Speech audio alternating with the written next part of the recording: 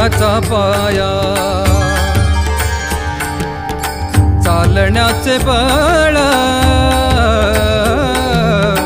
जगण्याचा पाया, चालण्याचे बळ, विचाराची कळ, तुकाराम तुकाराम. जगण्याचा पाया, चालण्याचे बळ, जगण्याचा पाया.